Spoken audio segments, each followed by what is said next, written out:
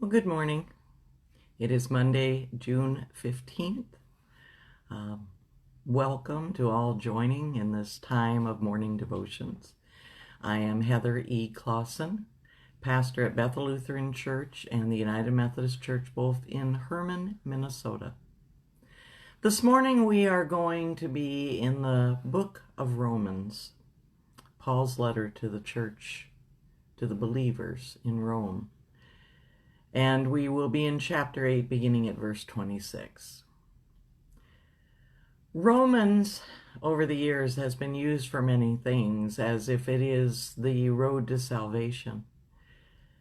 Romans actually was written to the more mature believers, those who already were in that relationship with Jesus Christ and with one another.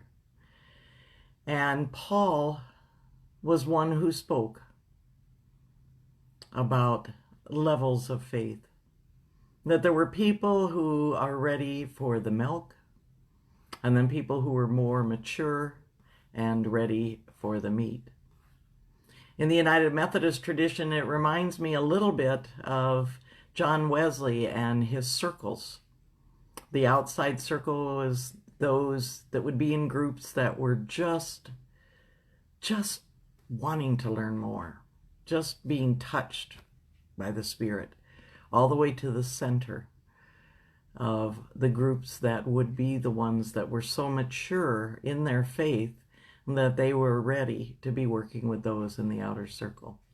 And so the book of Romans really digs into some deep, deep questions. Now that they were more mature in their faith, they could begin to wrestle with some of that faith made them more aware of, and some of that faith was in this relationship with God and this Holy Spirit were drawing them in deeper and deeper. And so they would ask, he would answer in many ways in this, the questions about what does it mean? How is Jesus related to God's creation? How is Jesus in this faith related to government? And what does it mean when we talk about the justice of God? He also helped them delve deeper in how does this match with, how does this work with the Hebrew Bible, the Jewish scriptures? How does this fit together, and how should Jews and Gentiles relate to one another? He also lifts up what might be speculation, but just a sense of God's intentions. What God intends in the future, not just in this moment, but in the future, that not just for people inside, but for people outside, and even for the non-human creation. And how should those who have been changed by their encounters with Jesus Christ, how do they now deal with the sin that occurs in their life and even death? And then he relates all that he does so much in Romans to how do you live your daily life when we talk about faith as being 24/7? How does it apply to all aspects of your life?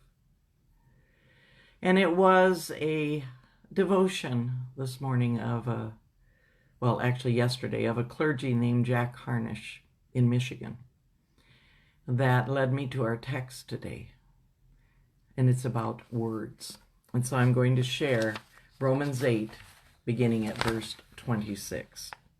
Likewise, the Spirit help us in our weakness, for we do not know how to pray as we ought, but the very Spirit intercedes with sighs too deep for words. And God, who searches the heart, knows what is the mind of the Spirit, because the Spirit intercedes for the saints according to the will of God. We know that all things work together for good for those who love God and who are called according to his purposes. Well, Jack Harnish shared in his comments, his morning musings, he shared the question that I get and that many clergy get. Tell me exactly what a pastor does. Well, the reality is, when you think about it, and when you think about a passage like that in Romans, with the Spirit interceding, what is the work of a clergy? And it really is words. It is studying, reading, reflecting, praying, writing sermons, writing newsletter articles, writing worship services, and teaching, using words of care and comfort in pastoral counseling, words to bless weddings and solemnize funerals. Well, I guess my work, like his, is words. And sometimes we do run out of words, don't we? And sometimes words are simply not enough. And sometimes then we are called to stop filling the air with empty words, but to take that time to understand that when we cannot find the exact words we need, when we're talking to God and all of a sudden we have no words for what we're dealing with. We have no words for what we're seeing in the world today. We have no words for how our heart is touched and how our pain is exposed. And in those moments, we are reminded in Romans, the Holy Spirit is there, and the Holy Spirit understands. And the Holy Spirit will intercede and bring the words, not necessarily to our mind, but into space, into spirit, into God. And in Romans, when Paul recognized that, there was some permission giving in that. To understand that as we are being guided by the Holy Spirit and as we are processing what we see in our immediate lives, in the lives of those around us, in our country and in the world, when we deal with things like COVID-19 and racism, the concern for LGBTQIA communities during Pride Month, the concerns we have for family members as we try to protect them from illness, protect them from sorrow when we can. We do find out that sometimes there just are not words. And in those moments, that's when we have to let the Spirit speak into us. We talked yesterday about contemplation, about creating that space, not just for silence, but to deeply connect with God. And in those moments, when we have run out of words in what we're dealing with in our daily lives, what we're seeing before us, in those moments that we spend with God, the Holy Spirit will speak in us, through us, and for us. Yeah, that is the job of a preacher. But it is our job too. It is our job to reflect the truth of God, to live within the hope and promise and love and compassion of God, and to allow, which is sometimes challenging because it means we have to let go of control.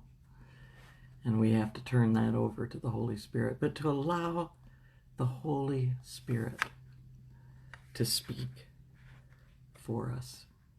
And sometimes that leads us to that challenge of remaining open. And sometimes we try to move too quickly to fill those spaces. And sometimes we need to step back and let God do that for us.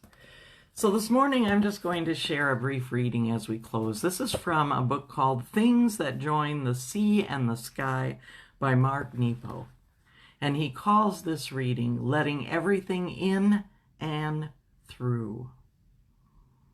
And he quotes Psalm 19, "Let me keep surrendering myself until I am utterly transparent." These are his words. "The ultimate value of staying open is that we're scoured clean of all that might burden us, memories, wounds, assumptions, and conclusions, even the debris of unworkable dreams. And more important than what we reach for or aspire to is the cleansing release of all that takes up residence in the reservoir of our perception and feeling. For unprocessed experience and unlived dreams clog our arteries of being, and this can be life-threatening. So like it or not, we're asked to let everything in and through, trusting that it's the passage of life through us that is renewing, not what we accumulate or accomplish along the way. As blood must pass through the organs, as rivers must empty into the sea, thoughts and feelings must pass through our being if we're to stay fresh and changeable." And he continues, "After all these years, I've come to see that the aim is not to be empty or full, but to stay an open channel for everything life has to offer." And he says, "I'm still learning how to do this." And so Paul this morning reminds us of how to do exactly that. That sometimes when we don't have words, we need to let go of our need to say them and to allow the Holy Spirit to speak into us, through us. Allow that Holy Spirit to keep us open. And as Mark Nepo says, to let all that is of life to flow through, to not be stopped by attitudes or memories, but to allow the new and the fresh and the living to flow through. I hope that you have even a moment of that experience today. Go in peace. Amen.